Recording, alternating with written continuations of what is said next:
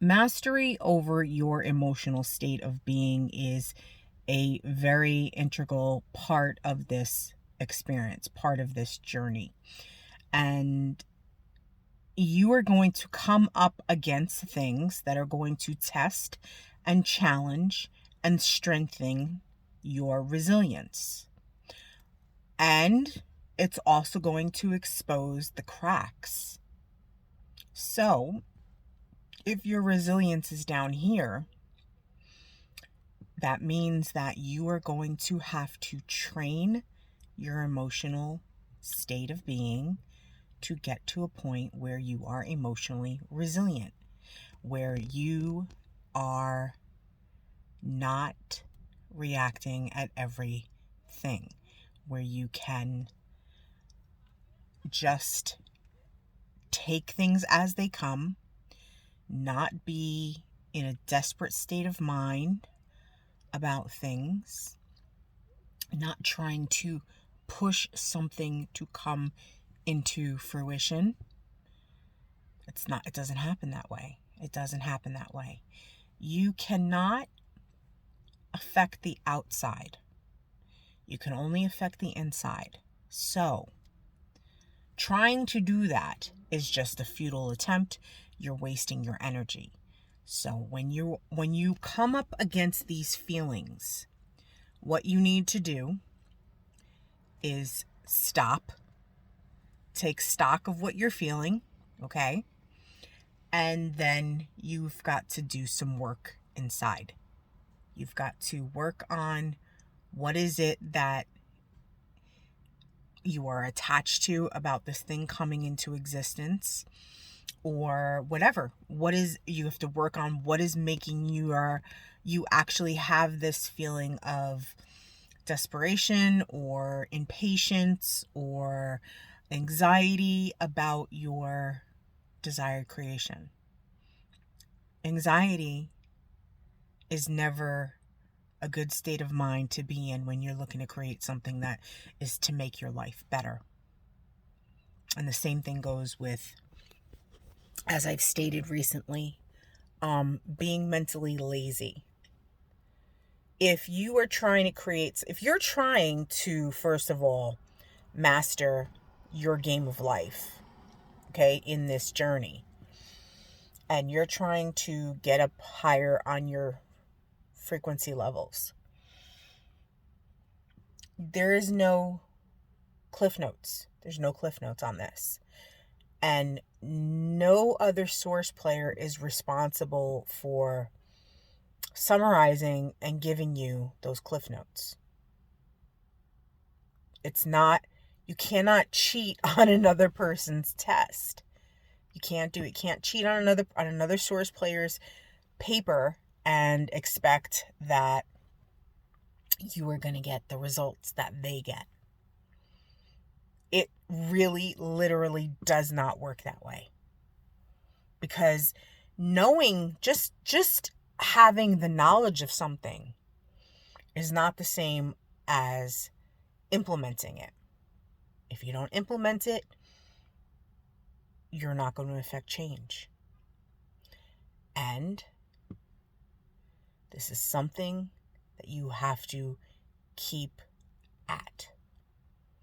And if you haven't got your emotional frequencies in check yet, don't beat yourself up. Don't beat yourself up. There's no point of that. Absolutely no point. And there can be shame that we deal with, like when we lose control of our emotions. Don't beat yourself up. Don't get so discouraged or deflated that you think nothing's ever going to be successful for you. Okay? You have to go easy on yourself. You have to go easy on yourself. And the thing is, getting your emotional body under control. It's going to take time. And like I said, it takes practice and it takes consistent work at it. It's like when you are trying to strengthen your visualization ability, you keep at it. You keep doing it. You keep doing it. You keep doing it. You hone it. It gets stronger. You get better at it. It's the same thing. You have to keep at the emotional side and the mental as well. You know, I'm focusing strictly on the emotional right now because it's relative to the last thing that I posted here and also on my member page. So, and it's one of the things that I personally have struggled with, have felt shame about in my journey, because part of my programming when I was growing up was being shamed about defending myself, about having emotions, having emotional reactions to things that were very abusive, you know, for lack of a better word at the moment. You know, things that would normally be considered a violation of another person's boundaries, whatever the case may be, that would rightfully so make you angry, you know. But and I was led to feel a lot of shame about that. So anytime in the last several years that I've had, and particularly in the last, I want to say 22 and going into this, anytime I've had really bad reactions at myself, I have really felt that inner shame. And you have to go easy on yourself on that. And you have to not shame yourself, not feel that guilt, and get down to it. The subconscious mind harbors a lot of stuff that we don't fully see. Okay? This is why it's important. There's so much in there. There's so much in there that has to be resolved. And the folly that I think many Source players who are awakened, I don't know, I'm just making a blanket statement. One of the traps that you could lead yourself into thinking is that you've done some work on your subconscious and you're all good. Okay? No. When you look at how all of the information that has been presented to us, which was over the course of 5 years that this information has been laid out, but I think there is this mistake that a lot of us can tend to make, that this was an overnight transformation for the winner of the game.